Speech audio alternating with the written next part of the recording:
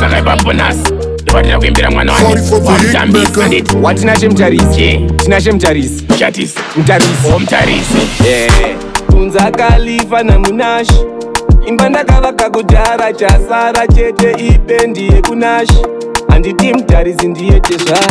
kauchalafu hana kana bhara anokuchenesa muromo nenzara pavakwasha ndini ndinodiwa namudhara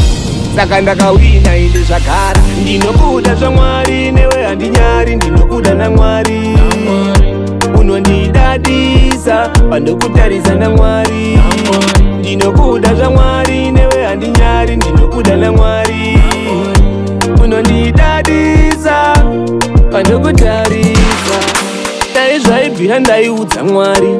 ndinokuda kupfura mari mudhara wako anondisimbisa zvamwari saka ita zvekuti ndisanyari ndinobva kuchitango chekumbari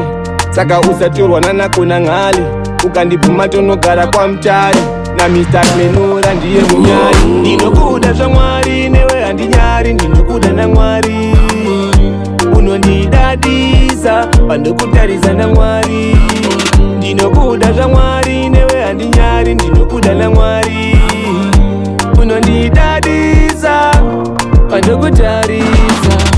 kunza kalifa namunashi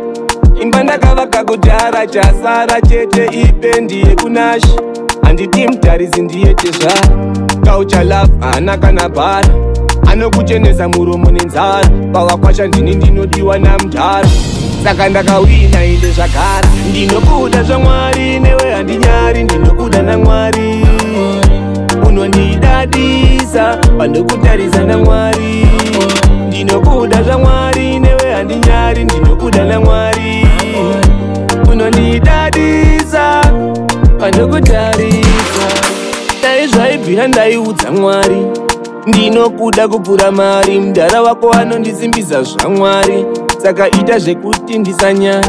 ndinobva kuchitango chekumbari saka usatorwa nanakona ng'ali ukandibvuma tonogara kwamutari namr menura ndiye munyari ndinokuda zvamwari newe handinyari ndinokuda namwari unondidadisa pandokutarisa namwari ndinokuda zvamwari newe handinyari ndinokuda namwari unondidadisa pandokutarisa